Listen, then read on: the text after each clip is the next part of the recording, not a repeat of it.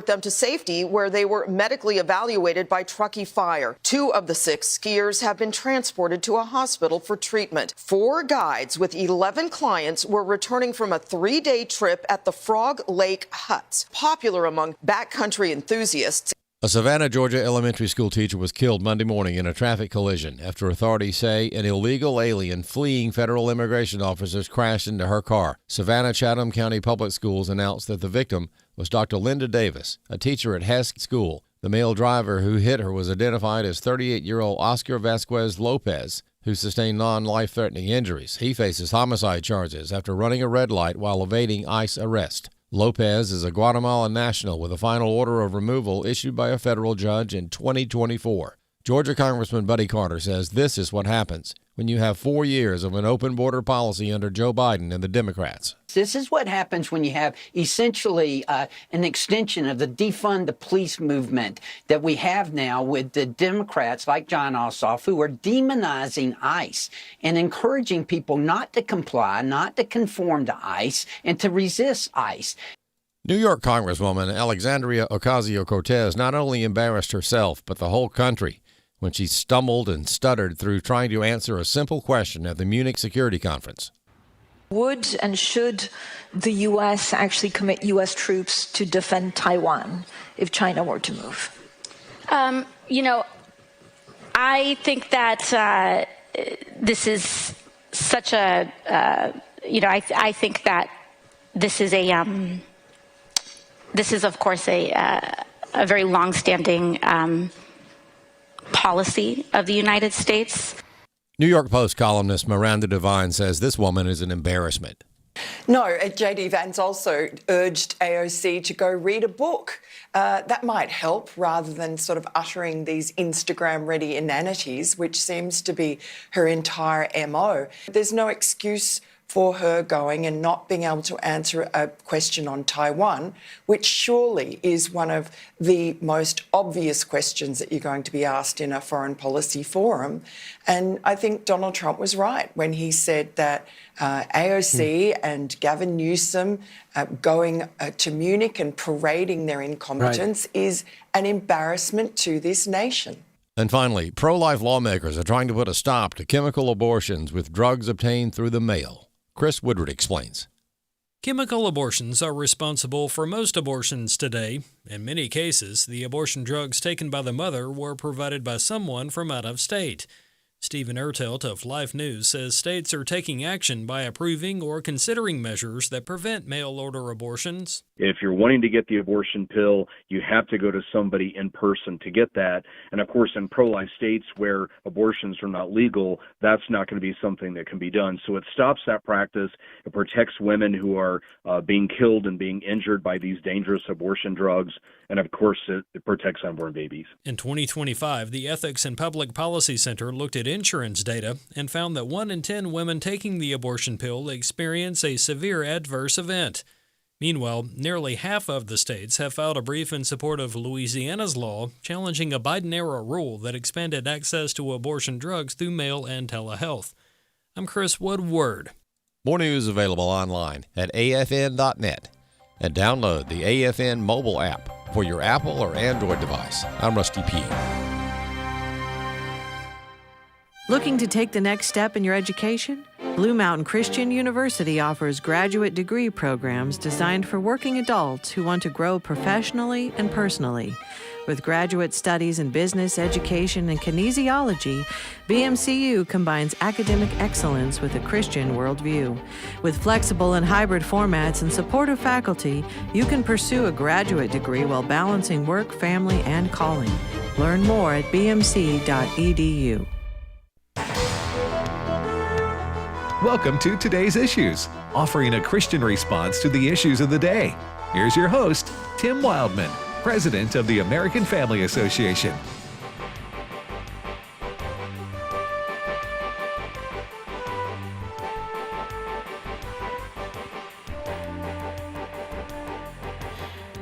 All right, good morning, everybody, and welcome to Today's Issues on the American Family Radio Network. Thanks for listening to AFR. Today's Wednesday, February the 18th, 2026, and I have three slightly better than average co-host today, but they are better than average. Ed Vitagliano, good morning, Brother Ed. Good morning, and I like to think of myself as better than nothing.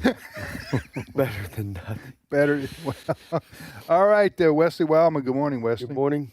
And And I'm not yawning already. No, you're I'm not. Just stretching. Don't yawn on this I'm show. just stretching. You'll miss it. This thing. Just stretching. All right, Fred Jackson, good morning. Good morning to you. All right, so that's what my wife says to me at church. What's that? Don't yawn. Don't yawn. Miss it. Yeah. Yeah, but that makes you think about yawning. Why is that? I don't know. Yeah. When you see somebody else yawn. Yeah. That's a real thing. It is. It's catchy. Contagious. Sure Yeah. is. I don't know the psychology behind that. Would you research that? I'll get on it. Okay. I'm going to have to do it at my desk, though. Okay. It's all right because there's some Olympic hockey going on while I'm researching Are they that. playing right now, this moment? Canada's playing Chechnya. How do you pronounce it? Chechnya. Chechnya. Yes. I don't Oh, you believe mean they're- right that's a real now? place, Right now but they're playing. Okay. Uh-huh. So Real- when is the USA team and the Canadian team have their blood match? Well, the U.S. this afternoon plays Sweden, and That's not That's not taken for granted. That is not. Sweden's loaded with NHL players. That's going to be a tough match. That could be the U.S. team's downfall. They may not even get to play Canada. So Yeah. Big game tomorrow. The women, USA and Canada women. Yes, that's a big Hey, Hockey? people, Wesley and I are just going to step back here and let Ed and Fred go at it on what we can look forward to for the hockey coming up. In the hockey rivalry that is the U.S. and Canada. Yeah. My expectation is that the U.S. women will win handily. And if the U.S. plays Canada in men's hockey, Canada will win handily. Okay. Hey, I have a question. Women's hockey, which I've never watched. Yeah. I think I've maybe seen a few clips of. Do they fight? No. In the Olympics, They have some they're not allowed to some fight. cat fights going on there or not? They hit each other. But Do they? But it's not like the men, where you see men just get flattened How against did I the boards. not know that that was a real sport? I didn't know that women played hockey. Oh, they play hockey. And I'll say this: the women's hockey is more fun to watch than like the WNBA in basketball. What do they? The colleges They're have? real skill there Yeah. too. Yes, they do. Colleges got women hockey. Yeah. It's good. Yeah. It is good hockey. It's good hockey. Wow. All right. It really is. Let me withdraw that. I did not mean to insult the WNBA. That's unfair. We have a lot of listeners who and they play have a for lot. the They have a lot WNBA. of skill. I guess I was comparing how fun it is to watch women's hockey as opposed to Layups. yeah. I guess I should say I that. got you. Softball. I'm a baseball guy, and softball's a lot of fun to watch too. And Fast pitch softball? Yeah, fast pitch softball. That's very fun to watch. That's a real sport Actually, too. actually, Exactly. girls basketball, there's a lot of skill there. They don't dunk. Yeah. Okay, they don't dunk and they don't go flying around, but they can pass and they can shoot. Yes. And I withdraw my yes, please. unwise prepare- comment. We will get flooded with emails and texts and so forth that about your It offensive. was a sexist comment. It was a sexist and comment. it was unnecessary. And from All right. someone who can't jump a foot off the ground, I shouldn't have been. I shouldn't have been saying anything. I'm not going to disagree with that. All right, you're listening to today's issues. A lot of things coming up on this program. Listen, there is something called America Reads the Bible, and it's going on in Washington D.C. at the Museum of the Bible, and we're going to have a guest on at the bottom of the hour to talk about this. This is Wesley, you're participating in this, right? I am. So this is going to be what is this going to be exactly here? Now there's a lot of people from different ministries involved in this, so everyone's going to have a slightly different role. But for us at AFA, we've got 5 staff members that are going, and the idea or what they're going to do is read the Bible from Genesis to Revelation out loud, and they have scheduled slots that's continuous. I'm sure there's a break at night. I haven't seen the schedule, and I'm not sure. I know it's going to last about a week. So it's a long. It's April 18th to the 25th. Who's representing us? Because I didn't get an invitation. Did you, either. Ed? I didn't either. Did you, In Fred? fact, No. So you can take my know spot because I'm only doing it. No, we don't want to take it. Yeah, We we just want to complain about it. We want you to read. We want you to read the Bible out loud to the world. Well, it's buddy. You don't have an accent. No, I don't. Well, You're very. Once I leave Mississippi, I do. Right. But right now, I don't. Right now, you know. But so, what are you gonna? What's your role? What part of the Bible are you gonna be reading? Zechariah 2-6. What does it say? What's that say? I actually had to read it the other day, which is, so they asked us, everyone that's participating in it, they asked us to read it and have it videoed by your team, just in case something comes up and you get the flu or the plane gets Somebody has to delayed. fill in for you. So they'll play the. Oh, I got you. They'll play you. I got you. So I did that the other day, and they asked us very specifically to read from the King James Easy Read version. And so I don't have that Bible in my office, so we printed that off and I read it, and there was nothing easy about it. And that was the irony in it. And I got through reading it and I asked AFS, our team who videoed me. American Family Studios. They videoed me reading my portion that I'm going to read up there just in case something happens. And I got through, and I was the last one of our team at AFA that read. And I got through, and they could just see it all over my face that, like, there was nothing easy about that. They said, well, actually, everyone in here that's read before you said there was nothing easy about that. Anyways, that translation I do not recommend if you're wanting an easy read. I tell you what, I won't put you on the spot right now, but next week, you're on with us on Tuesday. If you could be prepared to read from which book of the Bible? Zechariah. Now, you're going to be 20-minute read. So what? 15-minute read. What now? It's about a 15-minute read. I don't know. You just get the audio from what they recorded. Yeah, I've already got to record it. By the way, I want you to do it live. I could do a synopsis if you're serious, but I don't think you want me reading it live. Okay. All right, well, who else besides you is Buddy Smith, participating? Walker Wildmon, Jenna Ellis, myself, and I believe there's one more. Yeah. All right. Yeah. Who's the other one, Brent?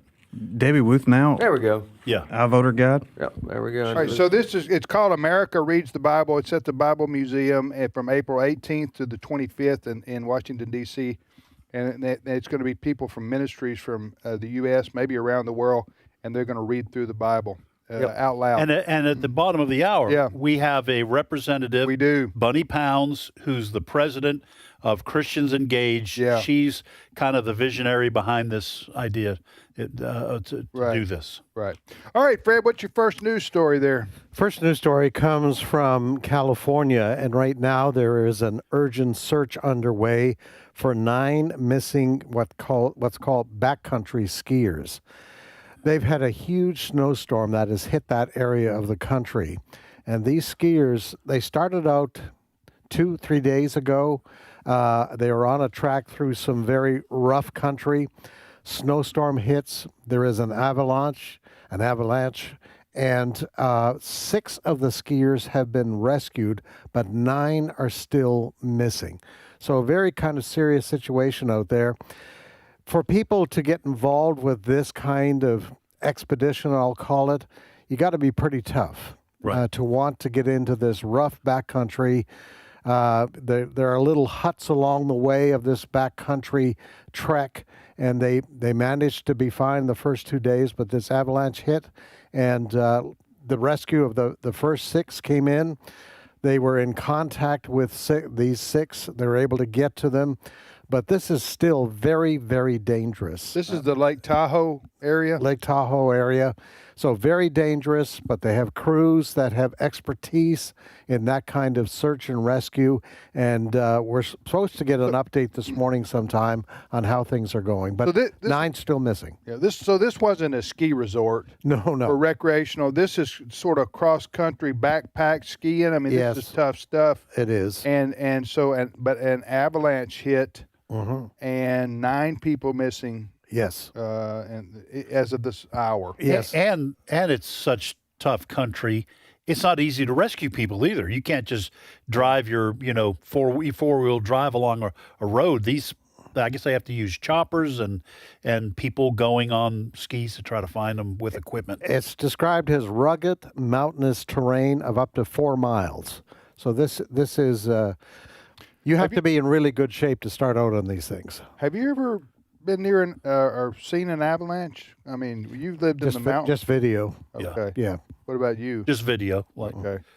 Yeah, just watching the video, it's terrifying.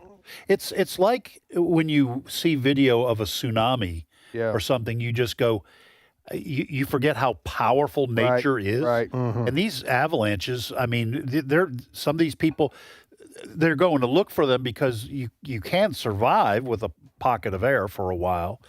But the power of it, you could be buried within, underneath 10 feet of snow or something. Yeah. Yes. So, Yeah. All right, so that's a big story out of Lake Tahoe, 9 people missing. that story, by the way, does appear on our American Family News, AFN.net, our website. So we encourage people to go there. Yep, absolutely. AFN.net. That's our news service. Take advantage of it. AFN.net. It's free. Yep. Yes, it is. Next story. All right. We told you yesterday about this shooting at a rink in Pawtucket, Rhode Island. And there's an update to this. We do know from the reporting now that the shooter, who is dead, he killed himself after the incident there at this hockey rink. He went by Robert Dorgan, but also went by Roberta Dorgan. Now, since this story broke a couple of days ago, you may have seen pictures of this guy. But apparently what we're learning is that his family was very upset with his decision to carry out these transition on his body, and this resulted in a lot of family tension. But we are learning now more about the victims, and folks, the victims include the 2 people that he shot were his ex-wife and killed, Rhonda Dorgan, and their adult son, Aidan Dorgan. And this happened at this hockey rink. There were a bunch of high school, middle school kids playing hockey. There's video out there. You can see it. The kids are playing hockey. They hear this pop, pop, pop. They're not sure what it is. But then somebody says, this is gunfire. They scramble away from this. What we do know from the sheriff there in Pawtucket, Rhode Island, is that other people who were watching the game kind of came to the rescue and were able to keep this guy from shooting and killing other people. Now, there were 3 other victims, and of those 3 others, 2 of those victims who are in critical condition were the mom and dad of this guy's ex-wife, all right, of Rhonda Dorgan, who was killed. So a horrible situation. That's more family members then. Yes. Yeah. All the way around, a very horrible situation. But as we've been talking about, this follows a shooting just 10 days ago in Canada at Tumbler Ridge in British Columbia, where close to 10 people were killed there. This was a school shooting. Again, a transgender involved. And in the last couple of years, we've had a transgender who's been the shooter at a school in Nashville, and fairly recently in Minneapolis and other schools. So what about Orlando? Four incidents in recent months and years involving transgenders. And it's absolutely remarkable, man, that the mainstream media tries to cover up the transgender aspect of this. Why do they try to cover it up? Well, because it doesn't suit the narrative that there is something very wrong psychologically with these people. And also because public policy, in many cases, has supported these people. And of course, we've had in recent days, we've had the stories about the medical groups, including the American Medical Association, that is now backing away from endorsing surgeries on these people, saying these young people are not settled enough in their mind to make these kinds of decisions. And we had the court case recently where a young woman who bought into counseling from various groups and went ahead with what I call mutilation surgery. She won a court case of $2 million in that case. And so that's why these medical groups, I think, have backed off from endorsing. There's a lot going on that front right now. Also, the person that assassinated Charlie Kirk was dating or a boyfriend to, a girlfriend to. Yes, it's true. Of a person that was transitioning. It was from a boy to a girl. Yes. So what are y'all suggesting? That there's mental illness to those that are transgender. Well, let me just say too, we are not saying that all people who are transgender transitioning pose a danger in terms of shooting. Okay. However, what we are saying, and what conservatives are saying, and people who come from a more traditional viewpoint, worldview, is that the desire to quote unquote transition should be regarded as a mental illness like it used to be. Okay. And that a lot more study needs to be done on the psychological impact of the drugs that people take to quote unquote transition. Because this guy, now he was no young person. Right. He's 56 years old, Robert Dorgan, who is the man identified as the shooter. He killed himself. He's no spring chicken. He's an old dude, and he was undergoing bodily changes. I don't want to say any more than that because it just gets grotesque. As the result of taking drugs. And I don't think enough. You got the mental illness part, same as you would for someone who has an eating disorder, okay? And then the medication. And then the medication on top of that, and then you throw into it the volatility of these people who demand that everyone around them support what they're doing, and the anger that builds. And apparently it sounds as if this Robert Dorgan got quite a bit of pushback from his family members. So those three things, the mental illness, the effect of drugs, and the anger and volatility of people who are going through this when they don't get the support they demand, is increasingly a recipe for potential disaster. Let me put it that way. Why is it that the burden by the progressives, the liberal media, the burden is always on those of us who reject this? In other words, for example, I don't know the whole dynamics of his family situation, but evidently it was so intense that he decided to kill him. Yeah. Okay, now he who is transitioning, now you can get your mind messed up with all kind of drugs, including these kinds of drugs, which I don't know what all they are. But the burden is always immediately on, oh, you didn't accept him, therefore you caused him to react in a violent way. You see how this narrative goes? It's never that you shouldn't murder somebody. Yeah, well, obviously that you shouldn't murder anybody. You should commit violence against somebody. There's no excuse for that. You're personally accountable for your actions. But what about the family members in this case, and family members all over who have to deal with this situation? I can't imagine. He had sons, right? Had children. So he had children, and hey, who goes in and tells the kids, hey, your daddy's becoming a girl? Oh, really? Oh, well, I'm good with that. Yeah, I want. How can I support that? Mm-hmm. I mean, can you imagine?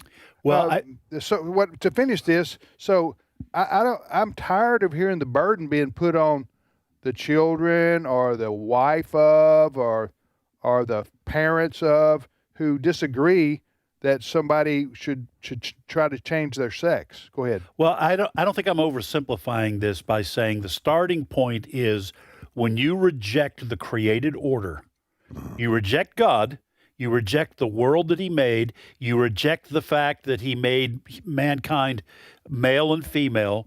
You start off with all that, then what are you left with? You are left with what we see in this country, which is a hyper-individualism. Every individual gets to decide what his or her life is going to be like, even if he wants to become a she, and everybody else has to support that because that's what makes them happy. To me, that's where this comes from. And it's the rejection. Notice almost all the people who say that the burden should be on the family or the parents to accept the transitioning of their family member. They don't believe in God.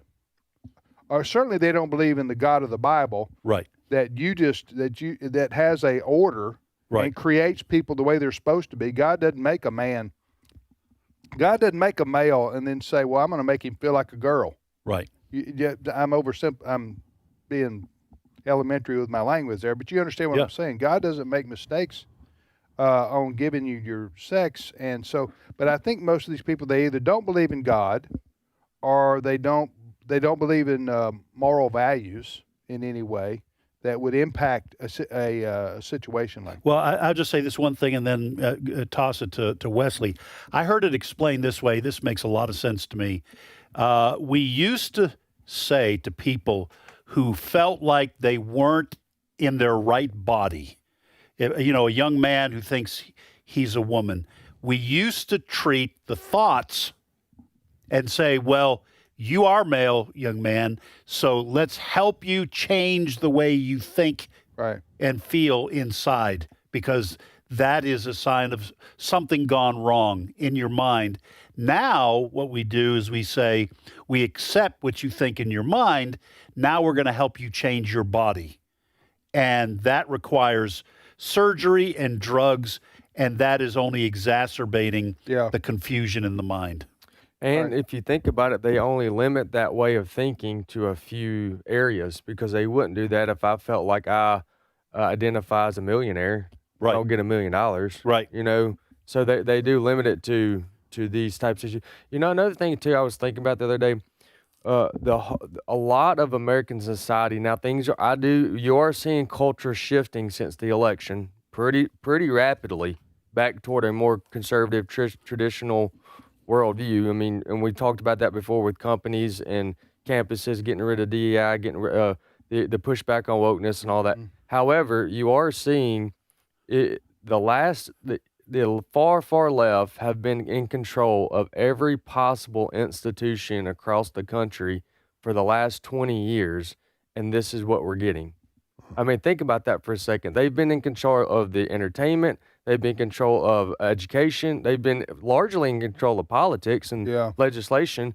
And now we have.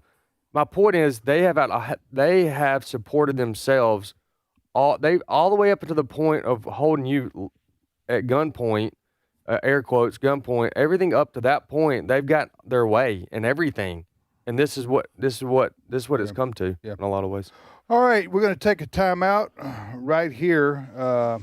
Very, very sad, tragic situation. But this is yet another mass murder situation by a person that's transitioning.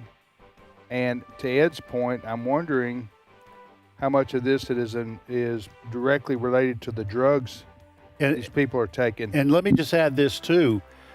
There is a lot of talk about, outside the transgender issue, the antidepressants that young people have been given for decades now, with other mass shootings, beginning with Columbine. Are these drugs playing a role in making these people flip out? Yeah. All right, we'll be back in just a minute. We got a lot more to talk about. You're listening to Today's Issues on the American Family Radio Network.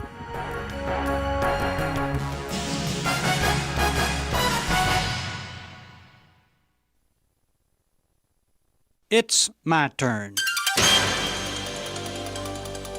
Here is your host for My Turn, Don Wildmon. Over the centuries, man has devised countless methods of getting rich. Many of them worked on the presumption that one can get something for nothing. And there's always a sucker willing to believe that that is possible, that you can get something for nothing. Perhaps the most ingenious method of doing this, getting rich while getting something for nothing, was described in an advertisement of a cat and rat ranch. Now stay with me on this one. The 1875 ad appeared in American Treasury. It was a very catchy ad, and here's what it said. Glorious opportunity to get rich. And I can guarantee you, if you read the ad with an introduction like that, it would grab your attention, and it did. Here's the ad. It continued. We're starting a cat ranch in Lacone with 100,000 cats. Each cat will average 12 kittens a year. The cat skins will sell for 30 cents each. 100 men can skin 5,000 cats a day. We figure a daily profit of over $10,000. Now, that's a pretty good profit today, and it was certainly a good profit back in 1875. I mean, it's a good profit in anybody's book. But the ad got more interesting as it continued. Now, what shall we feed the cats? The ad asked. We'll start a rat ranch next door with 1 million rats. The rats will breed 12 times faster than the cats. So we'll have 4 rats a day to feed to each cat. Now, what shall we feed the rats? We will feed the rats the carcasses of the cats after they've been skinned. Now get this, we'll feed the rats to the cats and the cats to the rats and get the skins for nothing. Well, it's a pretty good idea if it would have worked, but it won't work. You don't get something for nothing. Life just doesn't work that way. If you want something from life which you don't have, the best way to acquire it is to work for it. Some things in life you can steal, but after you've stolen them, they still aren't yours. They still belong to the one you stole from. But when you work for that which you want and get it, it's yours. Consider the above bit of foolishness with this story of a lady named Amelia Jenkins of Loxley, Alabama. When she was 41 years of age, her husband died and left her with a $10,000 mortgage on an 80-acre farm. She had 10 children to care for, the oldest only 15 years of age. The family lived on the farm in an unpainted cabin. In that apparently hopeless situation, Amelia decided she would make a go of it with the help of God. Without any charity or government help, she started working the farm and raising the children. She cleaned the land, planted the crops, chopped and picked the cotton. For years she saved her money to pay off the debt.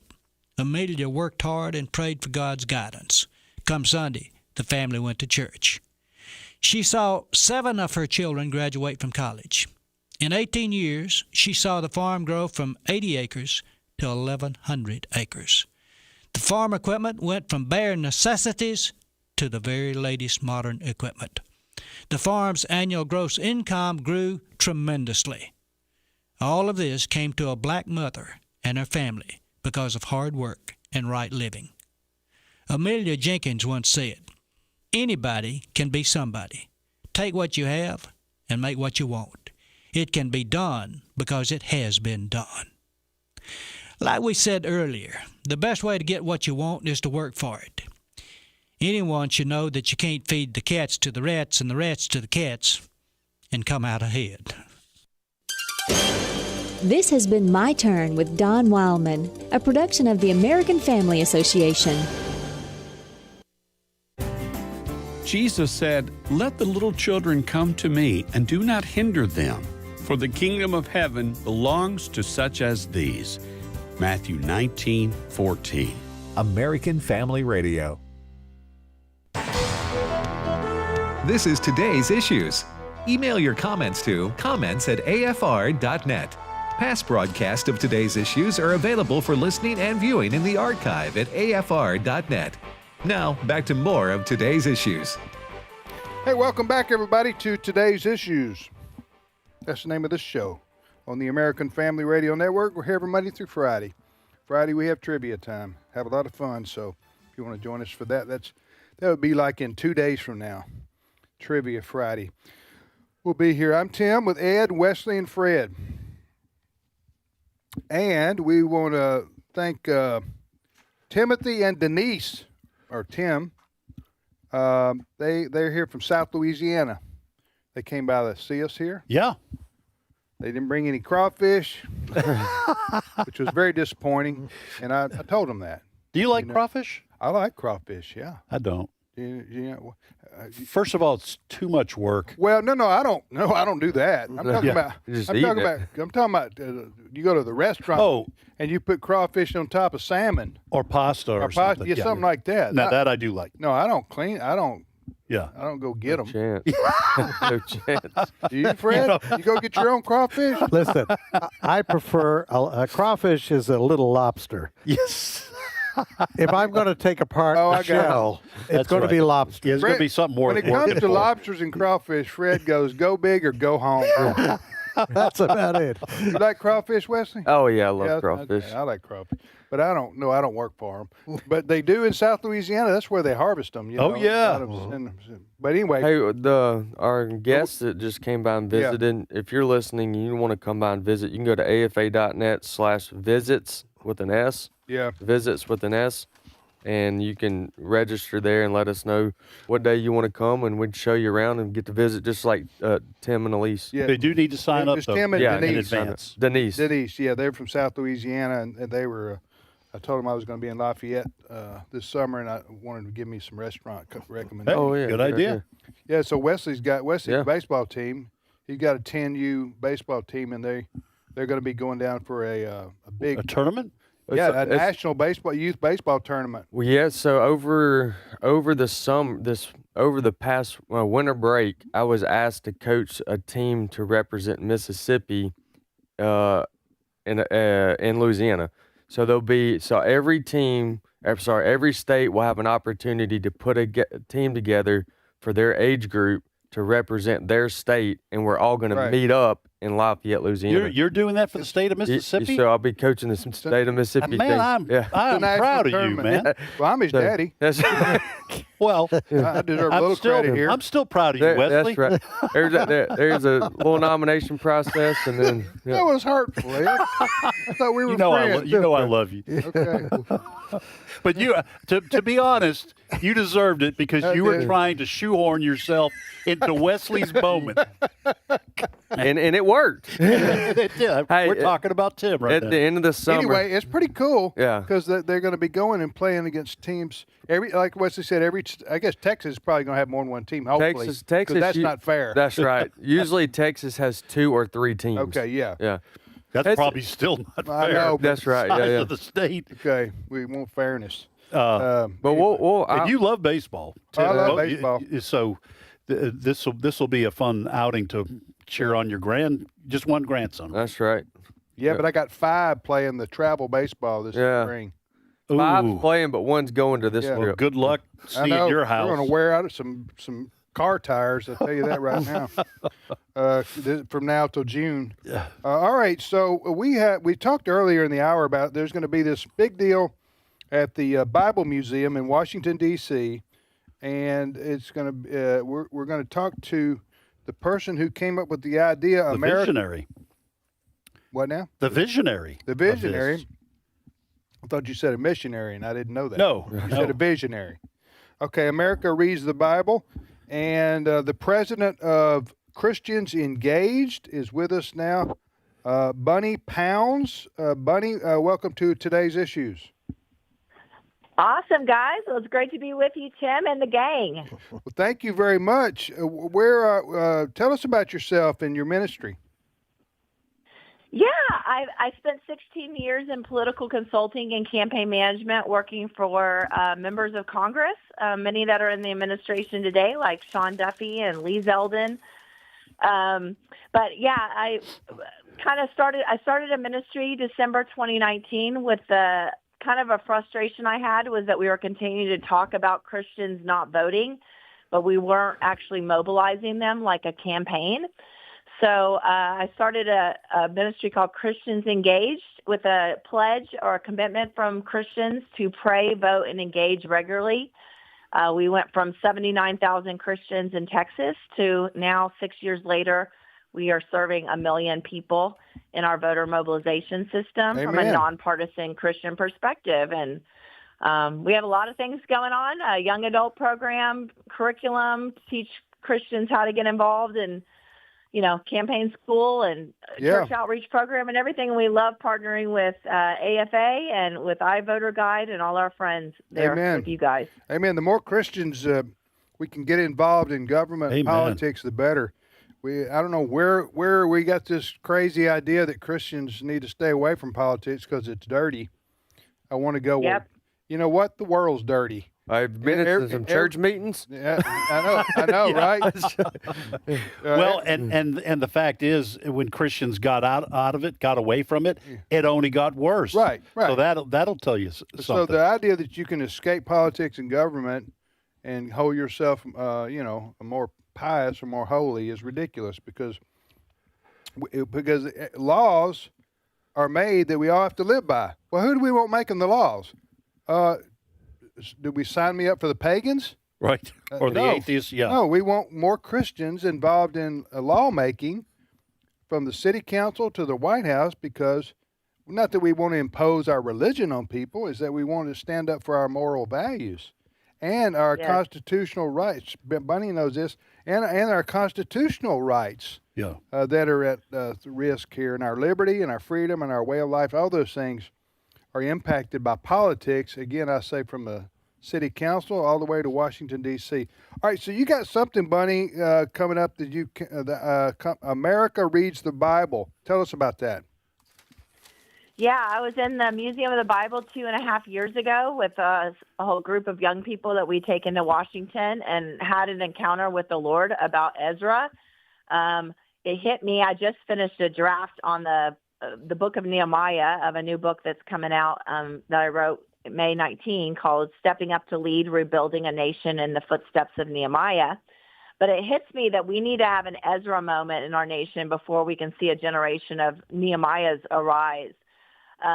It's really hard for me and our team, and I know for you guys too, to get Christians activated in these spaces as leaders. And I think a lot of it is that we don't have, a daily devotion with the Lord. We're not actually going to the Word to give us strength and to give us identity. And so I had this crazy idea 2.5 years ago. Wouldn't it be awesome if our national leaders from all spheres of influence, all demographics and denominations, would humble themselves and say, we need the Bible every day just to make it as leaders in all these spheres of influence, and we're calling the American people back to daily Bible reading and discipleship. And what if we did that in the backdrop of the 250th birthday of America? Amen. So we stepped out in faith, and this is happening. 475 of our national leaders, 6 cabinet members, 20 members of Congress, 6 governors, Hollywood stars, producers, Dallas Jenkins, Andy Irwin, Colton Dixon,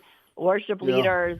We're going to read the Bible from Genesis to Revelation in front of the American people over 7 days. Well, Bunny, we have 5 people from our staff here are coming to Washington. Yes, you guys are, and you're one of our ministry partners, and we're so thrilled. Yeah, but I'm just curious. I didn't get an invitation myself personally, and I just wonder how that was. It an oversight on your staff's part? Don't fall for this, Bunny. Or was I like I intentionally left off? But yeah, you're going to have to talk to the internal team on why you didn't get invited to read. This is called the runaround. This is what we get. No, I think you're going to have to talk to Wesley and Walker. Okay. I think is what she's saying. No, I probably didn't get invited because they said Dad probably doesn't want to fly again. Because he flies a lot. Now because I'm in the room, I'm going to hand it off to Buddy. that's a legit runaround. After you get 3 people. As to why I didn't get an invitation? Yeah. Okay. Hey, go ahead. I do have one on a more serious note. Yeah, I do have one quick question, Bunny, before we let you go. You had mentioned just a few minutes ago about young people, getting young people engaged. Do you see an interest among, I know this is just an in general question, do you see a growing interest among young people in the Constitution, our founding principles, and the governing process? Gen Z wants to go on mission, and they want to strip it all away. Yes, they're addicted to their phones and social media, but they're not happy about it. And what we're finding is that they want to get back to the simplicity of prayer, worship, and the Word of God. We're having a Gen Z summit while America Reads the Bible is happening. We're gathering 180 18 to 30-year-olds to come to Washington to go on a Capitol tour with the Bartons. We're going to have members of Congress speak to them. It's called 1630 Gen Z Summit, The Return. People can find that information at America Reads the Bible. But we are seeing a hunger in Gen Z, and we've got Gen Z influencers that are going to be reading the Bible in this event. We see a hunger there. They want it all, to strip away. They want to get back to the simplicity of Christianity and family. A Gen Z influencer. Ed and I, what we need to become? What? Baby boomer influencers. Baby boomer influencers. No, you know why that's a bad idea? Why is that? Because you first have to know how to use your phone in order to be influenced. Be an influencer? To be an influencer and to be influenced. All right, Bunni Pounds has been with us, president of Christians Engaged. And there's we'll talk more about this when we get closer to the event, but there's America Reads the Bible, and they're going to be reading the Bible out loud at the Bible Museum in Washington, D.C., sort of representative of reading the Bible for our country, April 18th through the 25th, and AFA and AFR, we're participating.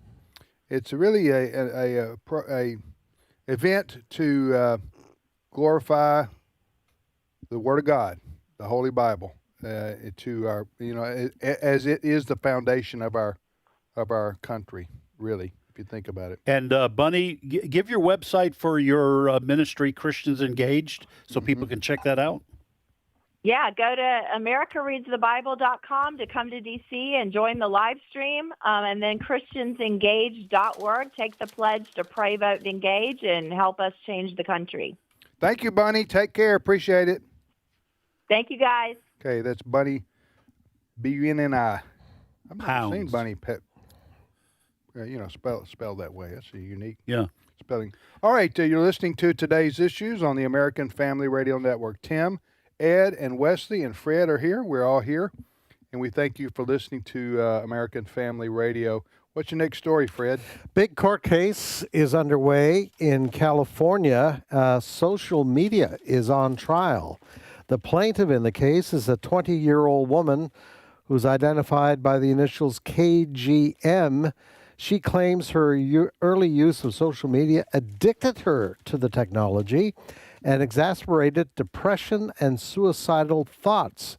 Now, a lot of attention being paid to this trial, particularly today, because the CEO of Meta, Mark Zuckerberg, is being called to the stand to testify. Now, Greg Jarrett, who is the legal expert that Fox uses quite a bit. Meta's Facebook, right? And other things. Yes. Right? Yeah. Okay.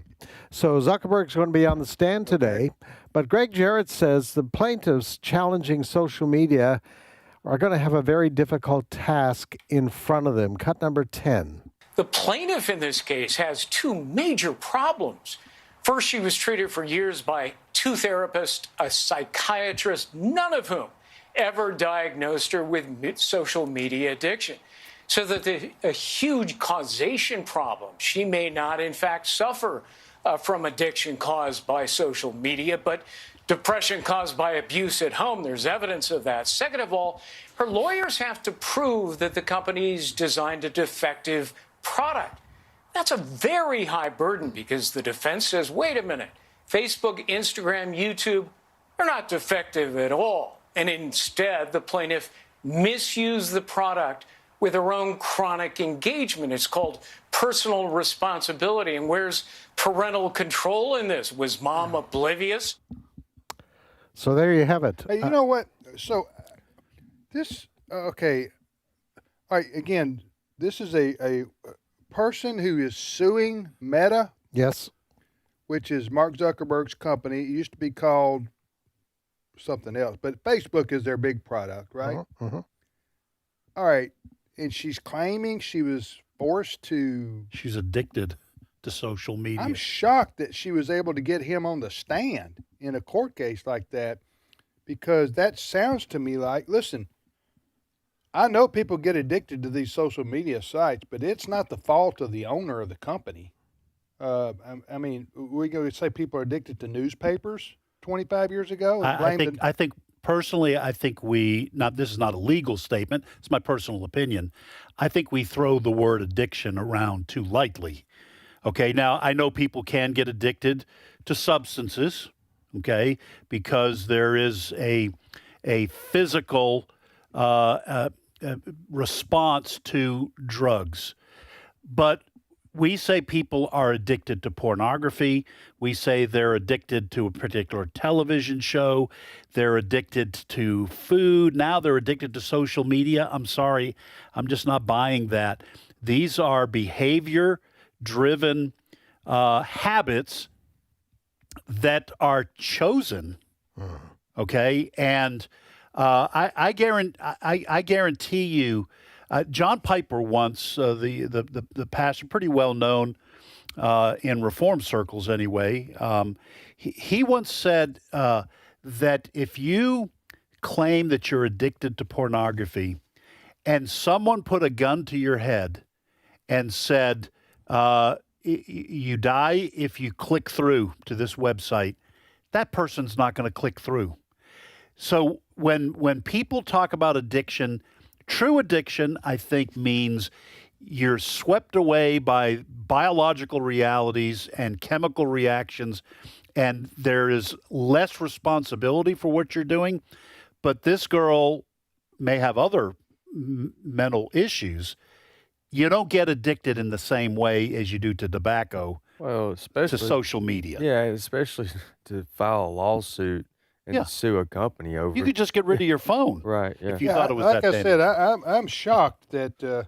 far be it from us to defend Facebook, okay? Right, that's a good point. Yeah, you know, I mean, Facebook, I've never used Facebook personally, but I know a lot of people who have, and it was created with a wonderful purpose, I think. It's my own opinion. That is having people connect with one another. Yeah. And people, if used for the right reasons, it can be a great, benefit to your life, I think. As long as it doesn't influence elections. I'm just what now? I said as long as it doesn't influence elections. I was giving that the opposite side of it. Okay. Because you're right. It does have great. Yeah, a lot of people, aren't addicted, but they use it for the right purposes. Talking about the social media, and again, I don't use social media personally, except that people send me something on Instagram or Facebook, and I'll click on it and look at it, but I don't engage in it on a daily basis myself and put stuff up and things like that. But for this, so it says this lawsuit. Meta's CEO is expected to answer tough questions on Wednesday from attorneys representing a 20-year-old woman identified by the initials of KJM, who claim her early use of social media addicted her to the technology and exacerbated depression and suicidal thoughts. Meta Platforms and Google's YouTube are the two remaining defendants in the case, which TikTok and Snap have settled. Again, it just sounds like to me it's a money grab. Let me just say. What if it works? Are you gonna? If it works, this is very dangerous to the First Amendment. Free speech, yeah. But let me say, for those who are listening, I am not saying that people don't develop habits, bad habits. We all have to wrestle with habits once ingrained to break it. But to me, addiction involves a loss of choice that requires outside intervention. Okay, you need some help to break free from something that is increasingly controlling your life, like an addiction to crystal meth or something. What you might have made the first choice to take it, but now your will has been captured. I think that's a biblical principle. Okay, you need outside intervention. The social media use is habitual, and you have the power to say, I'm not going to do it. If you see something else. It's not a physical or chemical dependency. Dependency. And I will say this, too. I retract my statement about it's a money grab. I don't know. I don't know this young lady. She's 20 years old.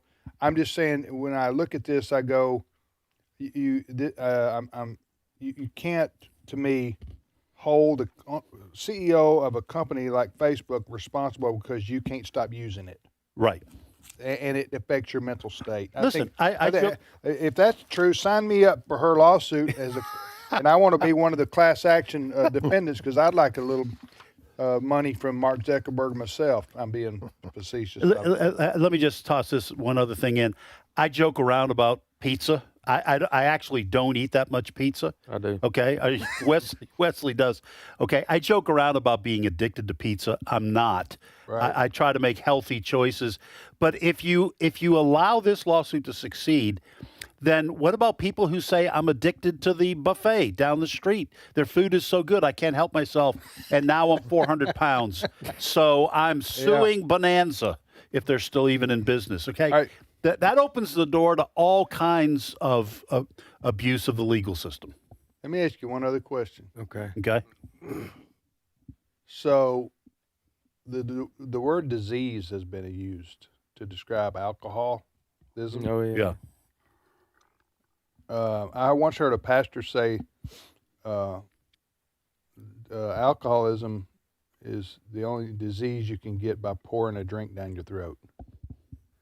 I'm following you. Okay. In other words, to use the word disease is a way to escape personal responsibility for your actions. And so, do you want to get into that at all? You want to take a pass on that one? I would just give you a simple answer to this. I think the use of the word disease was adopted at the same time that our culture decided we don't want to shame people who are struggling with an addiction. Like alcoholism? We call it a disease because what we're saying is they're not at fault. Once the alcohol has taken control of their lives, they're not at fault. They should not be shamed. I understand that impulse. I don't think we should shame people for when they have failed or fallen and gotten in the grip of something. But I think disease, let me just put it this way, I think that is an unfortunate choice of words because it's not the same as I agree with you. Cancer. I mean, that's a disease. That's a disease that you didn't ask for. And I guess technically some people may say, well, you smoked. I get that there are some exceptions, but a brain tumor, let's use that. That's a disease. That's an infirmity. You just say only God knows why that happened. Why that yes. But for some, I do agree. For some things in our society, we've given excuses for people's behavior when they could control it if they wanted to try a little harder. Yeah, and people can get free from these addictions. You can't get free from a brain tumor if the surgery doesn't work. Yeah, and then also, too, of course, they can be, if people around them would hold them more accountable versus being more of a pass. Yeah, but that's not to say, because I've known people, probably everybody listening has known people that there is a physical addiction to alcohol. Right. Yeah. And it's compulsive. Yeah. That's why they call it alcoholism, and they can't help They can help themselves, but they can't help themselves. Right. Left alone, they can't help themselves, okay? Because they're going to go find that alcohol, that drink, that beer, that wine, that whatever, to give them that sensation that sure. their body's... Their body's demanding. Their body's demanding it, and their body overrides their mental capacity or their ability to say no. And that's why in a lot of cases when they're in recovery, they have a, what do they call it, like a detox? Yeah, there's a they do. You have to go through detox before you can usually go to treatment. But the bottom line is still, is somebody pouring that drink down your throat? Yeah. No, true. they're not. You are doing that. And that's part of the, the recovery process. And the AA even. Take responsibility. First step is take responsibility for your own actions, which is the road to recovery. Yeah. Right? All right. Fred, thank you. You are welcome. You just brought some positive. Fred, you brought some positive energy to our show today. Yeah, I do my best. Okay, well, we'll be Chris Woodward coming next. No, Steve Jordahl. Steve Paisley Jordahl coming next. We'll be back in 5 minutes.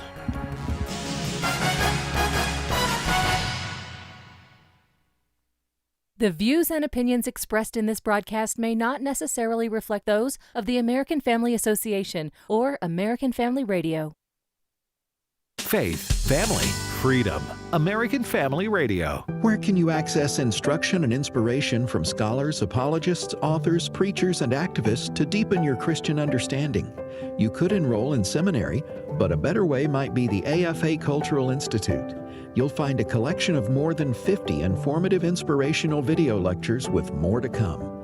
Visit stream.afa.net to experience the AFA Cultural Institute. This is American Family Radio, a listener-supported ministry of the American Family Association.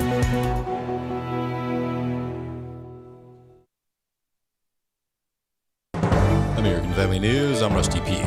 Dozens of emergency responders are trying to find missing skiers after an avalanche out west. Lillian Wu has the latest. A search and rescue continues under treacherous conditions for 9 skiers unaccounted for after an avalanche, which struck Tuesday morning near Lake Tahoe in Northern California's Sierra Nevada range during the area's strongest winter storm of the year. Rescuers late Tuesday reaching 6 survivors who communicated with officials through emergency beacons and took shelter under a tarp. The group, on a 3-day guided trip, were staying in remote cabins just north of Donner Pass. The slide occurred in the popular backcountry skiing area of Castle Peak in Truckee, California, where an avalanche last month left 1 man dead. Lillian Wu, Fox News. To no one's surprise, New York City Mayor Zohran Mamdani floating a massive property tax hike on New Yorkers to help close a $5.4 billion budget gap. He claims it's necessary if the state refuses to raise taxes on job creators. There are 2 paths to bridge this gap.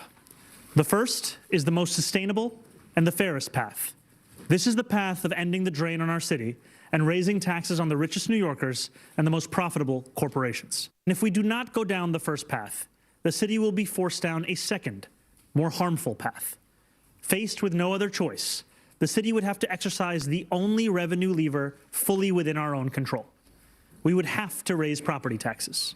A special education teacher was killed in a road crash in Georgia Monday, and police say the driver who slammed into her is an illegal alien with a deportation order who was being chased by ICE agents at the time. The crash killed Dr. Linda Davis, a special education teacher at Hess K-8 school. Georgia legislators observed a moment of silence for the teacher at the request of the state representative from Savannah, Ann Allen Westbrook. Today, we just want to remember all that she gave to the children of Chatham County, which is evidenced by the beautiful picture that we've got displayed. According to the Department of Homeland Security, the driver, 38-year-old Oscar Vasquez Lopez, is a Guatemalan national who was ordered to leave the U.S. by a federal judge in 2024. In Atlanta, Jonathan Seri, Fox News. Early voting ahead of the Texas March 3rd primary contest runs from now until Friday, February 27th. Lieutenant Governor Dan Patrick says the Lone Star State's Republican and Democratic U.S. Senate primaries are being watched nationally as the GOP seeks to cling to its majority in the chamber. This is a race where, from the beginning, Ken Paxton has been in front. The polls still show that John Cornyn is in second. Wesley Hunt is trailing third now. Of course, we have a long way to go before the election in 2 weeks, so things can change. But it's been pretty steady that long. So this is the biggest challenge John Cornyn's ever had. And this will come down to most likely a runoff for multiple races that we have that doesn't end until May. A conservative columnist says it's clear that the public is increasingly rejecting the transgender fiction that boys can be girls and girls can be boys. Chad Groening has more. Robert Nye is a columnist for the Washington Times. His latest column is entitled, "A Long Overdue Reckoning is Coming for the Transgender Racket." I'm talking about the medical procedures done on minors in particular that are meant to change their sex. You can't change sex. You're either a boy or a girl. Everybody knows this. All you could do is damage the bodies and then pretend that they've somehow transformed in the opposite sex. This has been going on for years. I think it's criminal. I think people ought to be tried and prosecuted and jailed for this. And Knight says ongoing lawsuits are having an effect. I talked to a doctor, and he said, well, this is over. The cost is going to be so high that these procedures will end. And he was all for that. He believes they're immoral and not effective and, at worst, criminal activities. But I think this is coming to an end. This insanity, this criminal behavior is not only going to end, but I think there'll be some people who will pay dearly for doing it to these young people. I'm Chad Groening. There's more online at afn.net and download the AFN mobile app for your Apple or Android device. I'm Rusty Pugh. Thoughts of the child you were carrying keep pouring over in your mind. A deep, unrelenting sadness overshadows your days, and you wonder if you will ever feel whole again. There is hope and healing from a reproductive loss. Call the International Helpline. 866-482-LIFE, and talk with someone who has been where you are. Your call is confidential, and we will help you find healing. 866-482-LIFE. Today's Issues continues on AFR with your host, Tim Wildmon, President of the American Family Association. Hey, welcome back, everybody, to Today's Issues on this Wednesday, February the 18th. Tim Wildmon here with Ed Battagliano, Wesley Wildmon, and now Steve Paisley Jordahl joins us. Good morning, Brother Steve. Good morning, everybody. Again, folks, before we go to the news, Wesley, if people want to get our AFR app where they can listen to American Family Radio anywhere in the world as long as they have high-speed internet. $1.99 a month. No, it's not. No, it's not. We don't charge for that. It's free. It's completely free. Yeah, we haven't. There are other podcasts out there that charge for different reasons, but we don't. We can go to. We could charge. Well, wait a minute. Get on board now because when our numbers drop to zero. But it's underwritten by our faithful and great listeners and supporters who donate to our ministry during Share-a-thon and other times throughout the year. Go to afr.net, and you can download, well, you can listen to our radio network throughout the day 24/7 at afr.net. There is a tab, though, that says podcast where you can listen there. But if you scroll at the bottom, you'll see where it says download the AFR app. And once you click that, it will walk you through exactly how to download the app on your phone or your smart device app, whether that be an iPad or other smart devices. Well, I just know a lot of people have told me the last few years, you know, I used to listen on your radio station, but now I've switched over to listening on the app. Right. A lot of people are taking advantage of that. It has CarPlay. That's why. That's one other reason. So if you download the AFR app and you have a smart car, as soon as you get in the car, it's going to pull up the radio network on your screen as if it's Apple CarPlay. Apple What CarPlay. if you have a dumb phone or a dumb car? Or a dumb driver? Well, you know what? Actually, you just call in and ask for Wesley. I probably could help them with that because I'm not very technical. That's always surprised me. Well, you got a young guy like you. And he's old school. I just do just enough. Yeah, he listens to 70s music. Yes, I do just enough with technology to do my job. Hey, all right. You sound like us baby boomers. I got tired of keeping up with the changes. Yeah. I just gave up. I was like, no, not another update. I'm out. Steve Paisley Jordahl. Hey, good morning, Steve. Good morning. What do you got? You guys had all the fun without me. I was gone the first 2 days of the week, and I come back. I wasn't able to talk much about AOC in Munich, but everybody's starting to try to defend it. The left is trying to start defending her. The View, I understand. Tell us her real name. Alexandria Ocasio-Cortez, or some people call her Sandy Cortez. Okay. Because that's what she was before she was. But we call her AOC for short. But she does have a real name. Ocasio-Cortez. All right. Okay. Wait a second. Now this is brand new to me. Yeah. What? She had a name before she was Alexandria Ocasio. When she was a bartender, she was Sandy. Sandy. Oh yeah, I forgot about. Maybe that's just easy. Nobody wants a bartender called AOC. Okay. You want Sandy. Sandy. Well, all right. Not that I would know. didn't know that. So that was just Alexandria. that was kind of like Sandy. a stage name, though, right? Yeah. That wasn't a real. Well, I think it's her real name, and Sandy is a shortening of. Sandy, bring me a brandy. See how that works? Yeah, you were waiting to say that one. Yeah. All right, go ahead, I'm sorry Steve. for the interruption. Anyway, a lot of people are starting to defend The View, and CBS News had a panel on that was saying, well, she's not that, you can't expect her to know everything. I want to play a couple things because I thought that Ben Shapiro had the best take that I have heard yet. So, if you'll permit me, let me remind people what one of the many flubs that she made, and it was the answer to her question on Taiwan. Let's just briefly rehearse this. Cut 2. Would and should the U.S. actually commit U.S. troops to defend Taiwan if China were to move? I think that this is such a, I think that this is of course a very long-standing policy of the United States. Let me just say this: she was texting.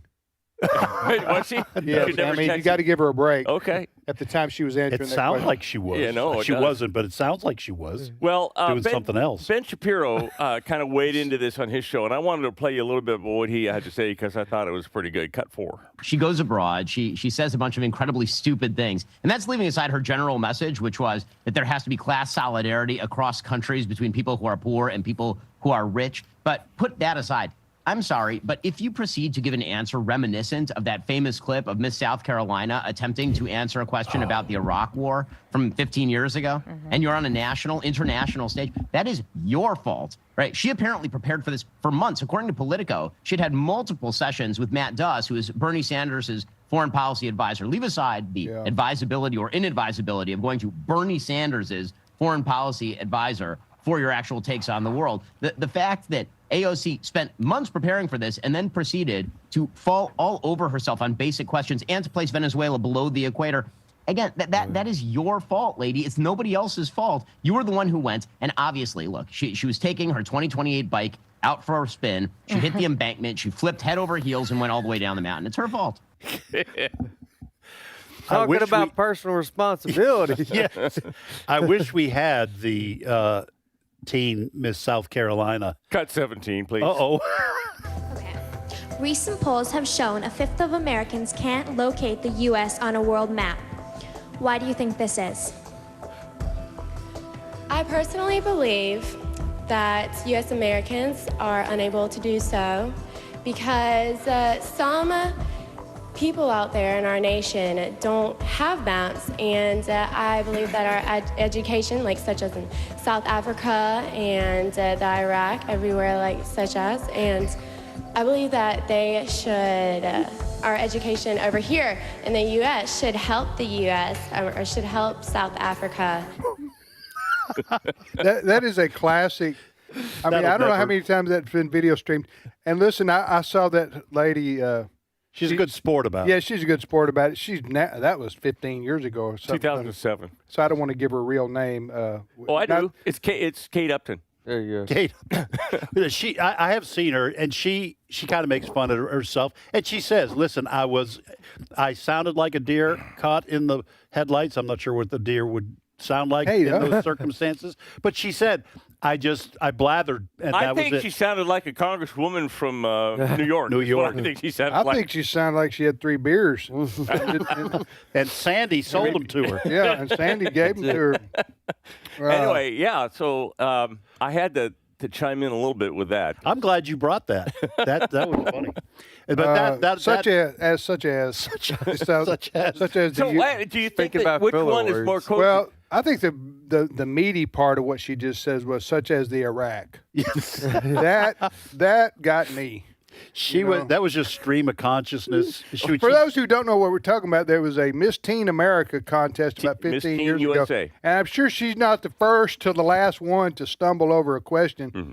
You got to give her credit for that run-on sentence she's got going, where it's just complete stream of consciousness, and she doesn't have any idea what words are coming out of her mouth next. But at least she can't sit there and say nothing. Right. You gotta have something such as the Iraq. Who did it better, Sandy or Kate? I still think that AOC comes out a little better than that poor teenage girl. Listen, I'll say the reason is because she didn't give anything. Well, that's true. It's better to give nothing and just South say, Carolina, Miss Teen South Carolina didn't know what was coming her way. She had to answer that question impromptu. Well, that is a good point. AOC knew what was going to 6 months worth of preparation. And it wasn't an obscure question. The question about our U.S. involvement if China invades Taiwan. That's been discussed. Maybe the number one foreign policy / military question that you would need to answer. And the larger, I heard the whole context of that thing, the larger question from the reporter was, when you are president or when you run for president, how are you going to handle Taiwan? She hummed and hawed, and then after this, what she did, she gave an answer that basically said, we want to make sure that problem never comes up, so we're not going to, so I don't have to. Yeah. All right, next story, Steve. Right. I think we milked this for about all it's worth. I know, but I had to get my such as such as the next story, Steve. All right, the next story. I actually found this lady's name.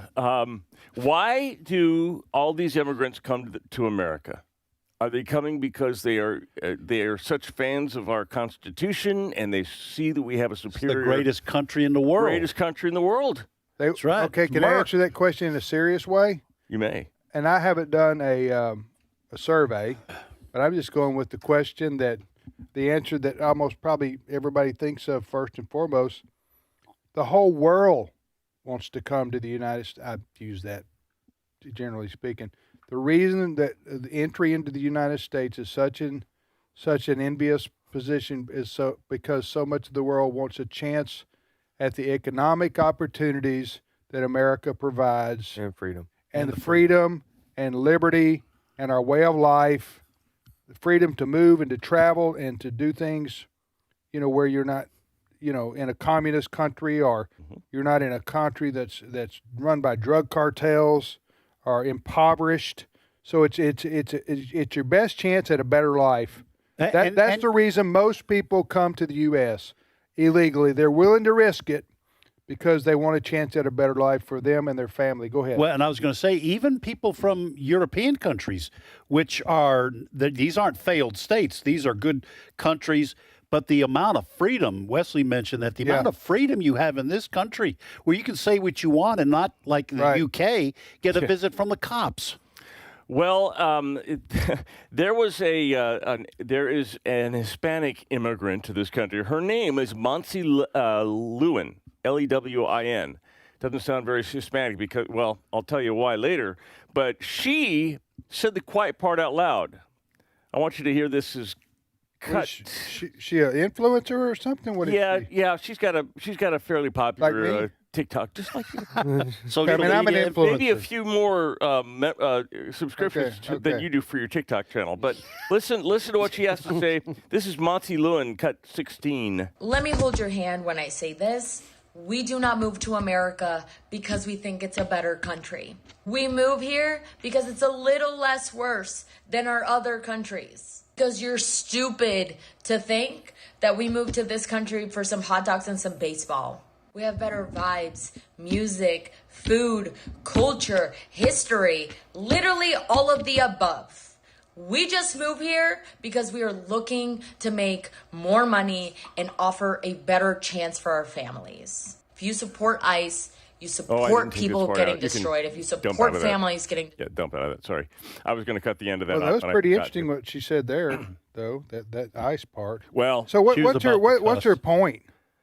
Well, my point is, she said the quiet part out loud, which is they think that they love the culture.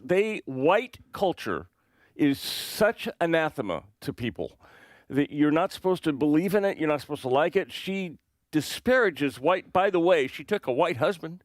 I saw her on her page. She just had a wedding to a very good-looking white guy.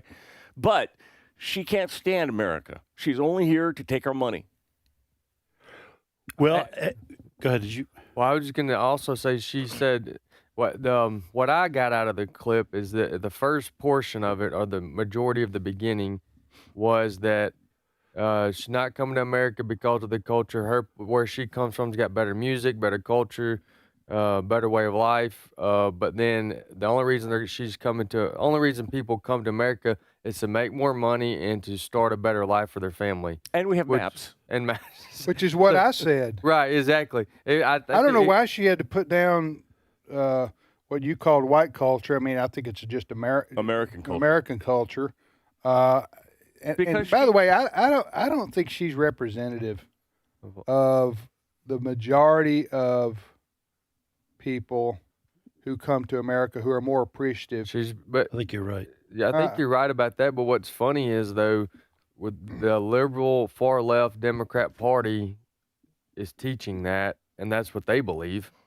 Yeah, isn't it ironic with a capital I that all these people who want to say America is systemically racist, and yet they want to tell everybody to come to America. Mm-hmm. I think that's what she's trying to answer.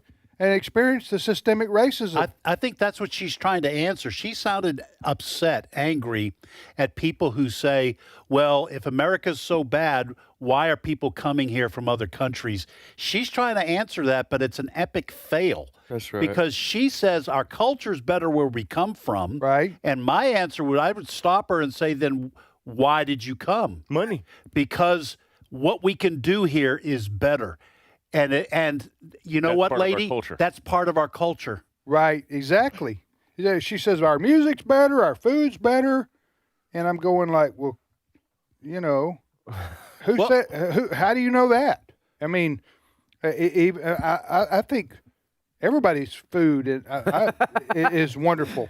Yeah, I think everybody's music from around the world. I can listen. We got to clip that up. It just sounded funny. Everybody's food's good. Everybody. I enjoy food from different countries. I enjoy music from different countries. Yeah. And actually, America's a melting pot. Yeah. Yeah. Oh, And absolutely. now, do we traditionally have a European influence that's been more dominant? But even Europe is broken into several different. You got Germany, you got Italian, you got British. I mean, you got all kind of the cultures that are celebrated here in the U.S. I've seen this on Facebook. These little short videos, the reels.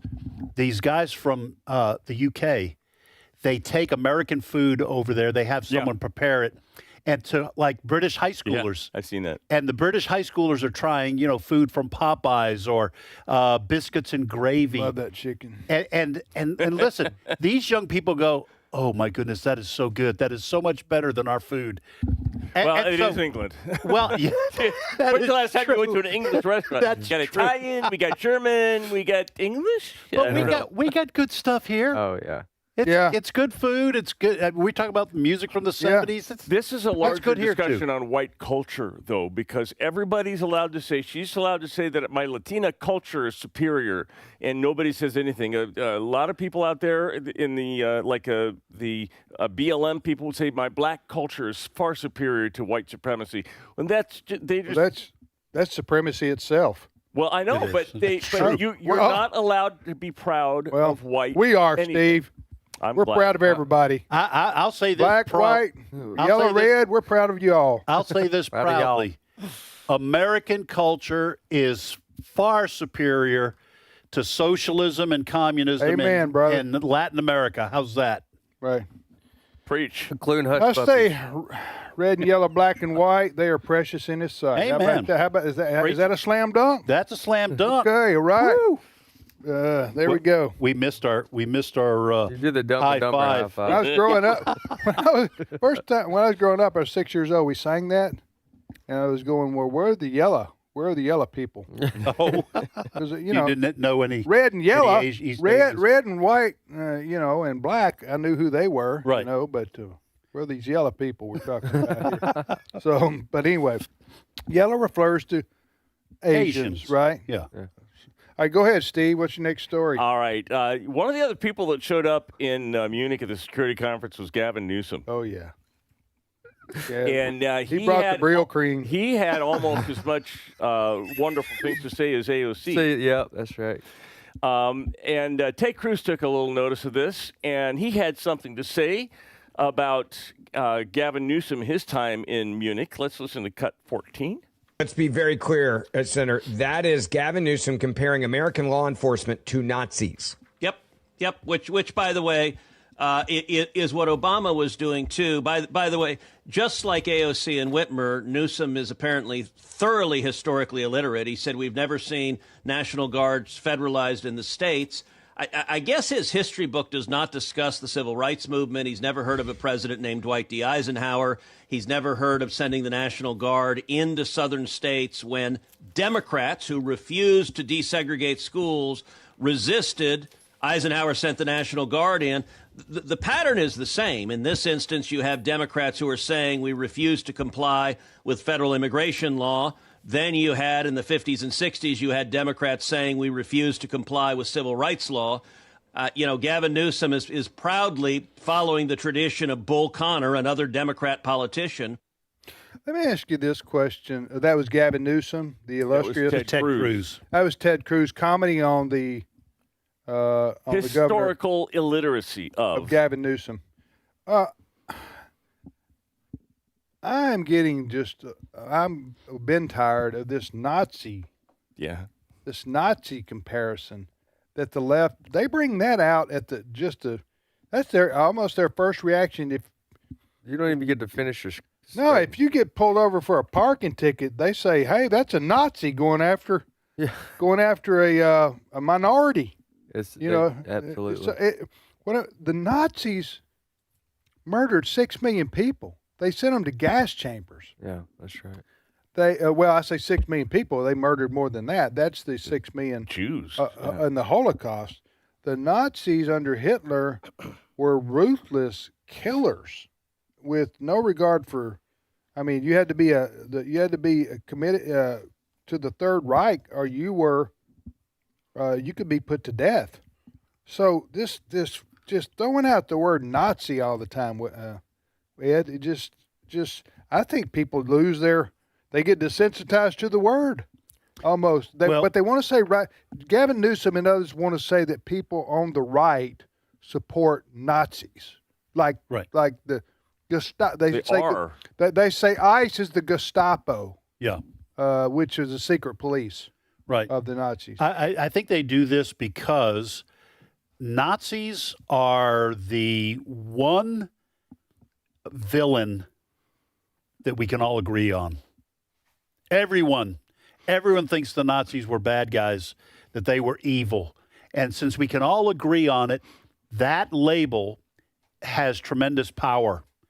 The problem for the left is they continue to call everyone with whom they have a political disagreement a Nazi, and therefore that word actually loses its power. Right. Because the conservatives aren't Nazis like you're talking about, but if you call them that, then you lose credibility on the left. It's a poor strategy, but they're going for the gut-level reaction of the low information voter who goes, well, I guess they are. Because they don't know what real Nazis are. They don't know what Nazis are. They call and fascists. Nazis were fascists, and that's another word that gets thrown around, and people don't know what it means. If you ask one of these protesters on the street that's calling white people fascist and ICE fascist, what is fascism? They wouldn't be able to. They have no clue. You'd get an AOC answer out of them. Yeah. All right, we got about a minute or two left. You got any happy news, Steve? Well, it's not happy for an Australian Don couple. McLean wanted happy news. It's not happy for an Australian couple, but it is kind of interesting, kind of funny. A couple in Australia had their house broken into, and someone stole their car. And they called the police, but the police weren't able to make it that night. But police had traffic cameras out, and they did catch this guy driving. And so they have a picture of the guy. Unfortunately, the Australian government sent them a ticket for $6,258 Australian dollars, about $4,400, because the thief didn't buckle up. And it's their responsibility to make sure that everybody in the car is always buckled up. That sounds like Australia. To me, they sound like Nazis. It might be. Huh? Am I right? So they're holding the couple responsible for the criminal being buckled up in the car that he stole from them. Can you imagine them calling down to the Department of Transportation, and they get somebody on that? Yes, how can I help you? Yeah. I'm not paying this ticket. Yeah. Well, sir, you're going to have to call this number and hit extension 4, but they're going to lunch. Well, so let me ask you, is American culture better than Australian culture? I think so. Yeah. I'm saying yeah. Well, they lost me on mandatory gun buyback. Yeah, that's when they... And they were putting people in prison for not masking. That's right, yeah. They lost me at Vegemite sandwich. And they deserve that. I've never had it, but it looks pretty rough. Sounds terrible. It is. Vegemite sandwich. Some men down bitter, under. bitter. I would like to say we would do better tomorrow, but tomorrow's Thursday. How can you do better than tomorrow's a new day, everybody? Take advantage of the opportunity before you. Right, Ed? Is that what you always say? Every day is a Friday. Hey, Wednesday, February the 18th, we're done here. See you tomorrow.